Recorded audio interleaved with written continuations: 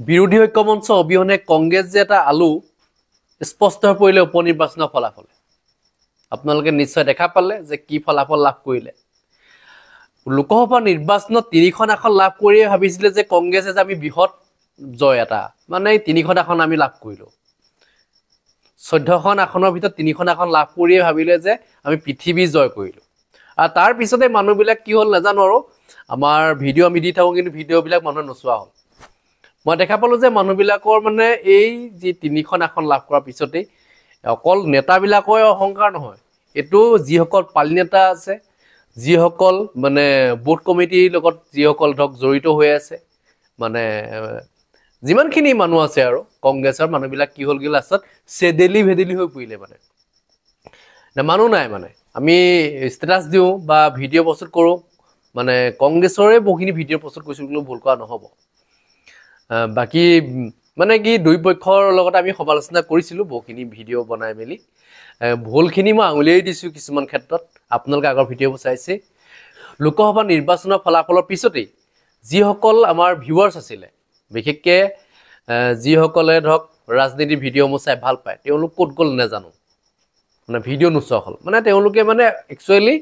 এই লোকসভা নিৰ্বাচনটোৰ ফলাফলহে বাট চাই আছিলে সম্ভৱ মই ভাবোঁ যে হয়তো ফলাফলহে বাট চাই আছিলে ফলাফল ইমান ভাল কৰিব নোৱাৰিলে কাৰণ তেওঁলোক তেতিয়াই মানে কি হ'ল ভাগ হৈ গুচি গ'ল কোনোবা হয়তো বিজেপি জইন কৰিলে কোনোবাই অন্যান্য দলসমূহ জইন কৰিলে কোনোবাই মানে এজেপিত জইন কৰিলে কোনোবাই এপিপিএলত জইন কৰিলে এনেকৈ জইন কৰি মিলি তেওঁলোক মানে ভাগ ভাগ হৈ গুচি গ'ল তাৰপিছত এতিয়া আহিলে উপনিৰ্বাচনত কি হ'ল আপোনালোকে নিশ্চয় দেখা পালে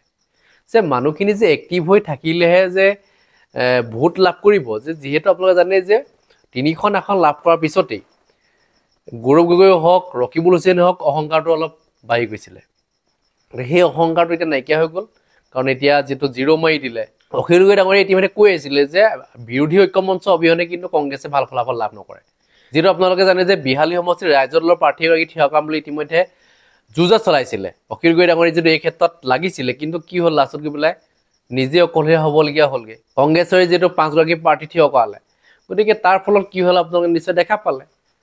গতিকে এই ফলাফলটো 2026ত আকৌ হ'বলৈ গৈ আছে যেটো কংগ্ৰেছে যেটো পুনৰ আকৌ একেটা ভুলেই কৰিব এটো ভুল এতিয়াই বুলি নহয় ভৱিষ্যত আগৰ পৰা কৰিয়ে আহিছে ভুল যাৰ কাৰণে এতিয়া ভোগ কৰি আছে গতিকে আগন্তুক 2026 চনৰ নিৰ্বাচনলৈ আপোনালোকে বাট চাওক কি ফলাফল লাভ কৰে এটো সময়ত দেখা পাব বিশেষকৈ এটা সামগ্ৰী সমষ্টি যেটো ৰকিবুল হুছেইনৰ পুত্ৰ তানজিল হুছেইনে যেটো জয়লাভ কৰাৰ কথা যেটো ইতিমধ্যে মিডিয়াগত চৰ্চা হৈ আছিল যে তানজিল হুছেইন জয়লাভ কৰিব ত্ৰিপুৰঞ্জন শৰ্মাৰ বিৰুদ্ধে যি ইতিমধ্যে প্ৰতিদ্বন্দ্বিতা হৈছিলে গতিকে সেই প্ৰতিদ্বন্দ্বিতাত বহুতে ভাবিছিলে যে তানজিল হুছেইন জয় হ'ব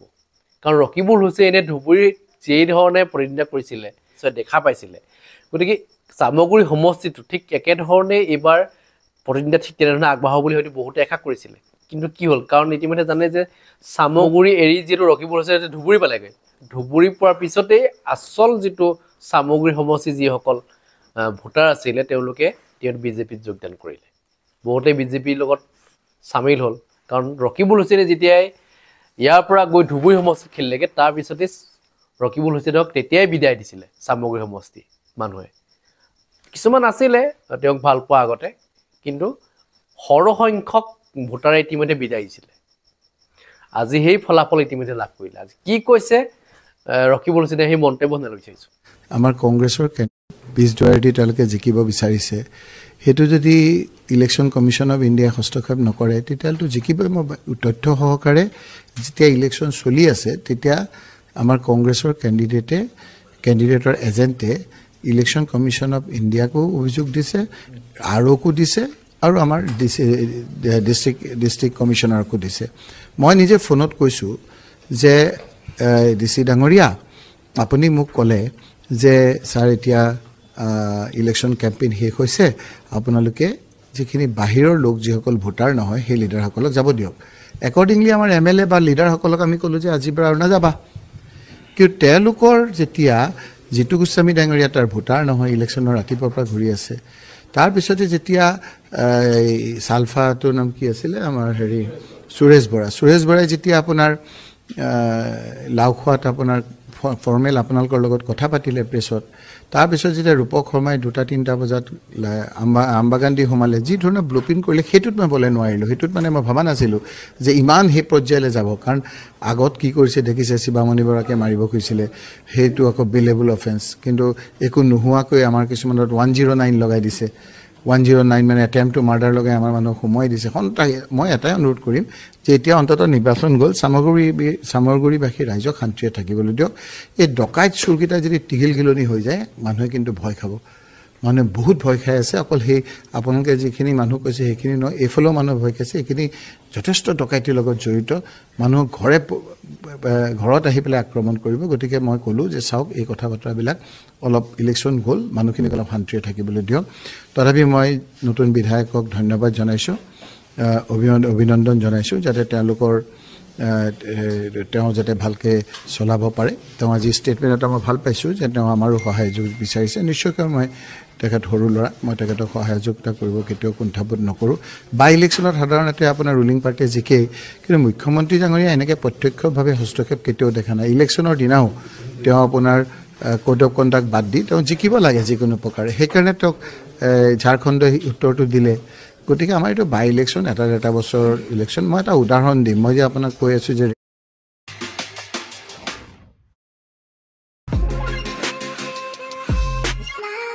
ৰেগিং হৈছে এটা চেণ্টাৰত 210টা ভোট আপোনাৰ 220টা ভোট আছিলে 210টা ভোট পুল হৈছে 10টা আৰু আমি পাইছোঁ 3টা এটা উদাহৰণ মই এইটো লিখি থৈছিলোঁ যে এইটো যে আপোনাৰ হৈছে এটাত পাইছোঁ কি 380 আপোনাৰ পুল হৈছে 361 তেওঁলোকে পাইছে 4টা ভোট আমি পাইছোঁ কতো বুজিছেনে এনেকুৱা আপোনাৰ প্ৰায় 40টা ভোট চেণ্টাৰত 40টা ভোট চেণ্টাৰত এনেকুৱা এটা আপুনি চাব নালাগে আৰু ৰেগিং হৈছে নে নাই একেখিনি মই কৈছোঁ কি যে একেখিনি মানুহ কামৰ পেটৰ কাৰণে তেওঁলোকে কাম কৰি আছে কেৰেলাত কাম কৰি আছে আপোনাৰ বেংগলোৰত কাম কৰি আছে বিভিন্ন ঠাইত সেইখিনি মানুহ তাতে আছে আৰু একে সময়তে ভোটটো দিছে চামগুৰিত সেইখিনি হয়নে নহয় তেওঁলোকৰতো প্ৰিজাইডিং অফিচাৰজনৰ যিখন ভোটাৰ তালিকা আছে তাত টিক মাৰিলে হৈ গৈ যাব যিখিনি মানে ভোট দিছে নে নাই সেইখিনি মানুহ তাত আছে নে নাই গতিকে এতিয়া মই কৈছোঁ যে এতিয়া এইবিলাক কথা কৈ লাভ নাই এই কথাবিলাক উপনিৰ্বাচনত হ'ল কাৰণে ভাল হ'ল আমি এতিয়াও আমি কংগ্ৰেছ বহি এইবিলাক কেনেকৈ 26ত আমি মোকাবিলা কৰিম সেইটো এটা প্ৰস্তুত কৰিব লাগিব কাৰণ হিমন্ত বিশ্ব শৰ্মাই কি পৰ্যায়লৈ যাব পাৰে সেইখিনি আমি এটা উমান পালোঁ গতিকে মই চামগুৰিখনক লৈ মই অকণমান বেলেগকৈ ক'ব খুজিছোঁ চামগুৰিটো আপোনালোকে দেখিছে যে এটাটো চামগুৰি বুলি আপুনি এতিয়া যদি আজিৰ পৰা চামগুৰি কয় তেতিয়াহ'লে ডিলিমিটেশ্যনৰ পিছত চামগুৰিটো আকৌ বেলেগ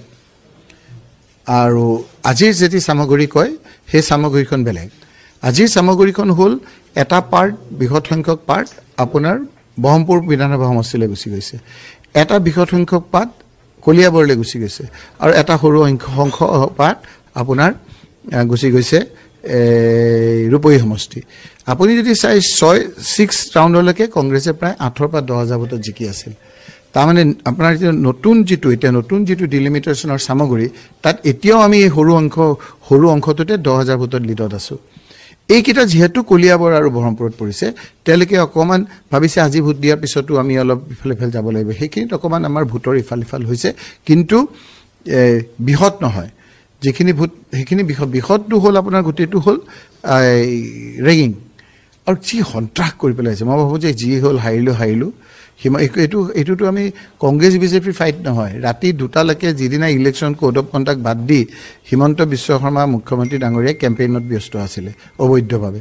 বেলেগ হোৱাহেঁতেন এৰেষ্ট কৰি দিলেহেঁতেন তেওঁতো নিজৰ ছবি এখন আঁকিলেও এৰেষ্ট কৰি দিয়ে কিন্তু বাকীবিলাকৰ কাৰণে SP ডাঙৰীয়াক কৈ দিছে বেলেবল অফেন্স বুলি কয় গতিকে মই কৈছোঁ যে এইটো আমাৰ বাই ইলেকশ্যনৰ সময়ত এইটো হোৱাৰ কাৰণে আমাৰ ভাল হৈছে আৰু এইটোতো আপোনাৰ মুখ্যমন্ত্ৰী হিমন্ত বিশ্ব শৰ্মা ভাৰ্চেছ তানজিল হুছেইন হাৰিছে হিমন্ত বিশ্ব শৰ্মা জিকিছে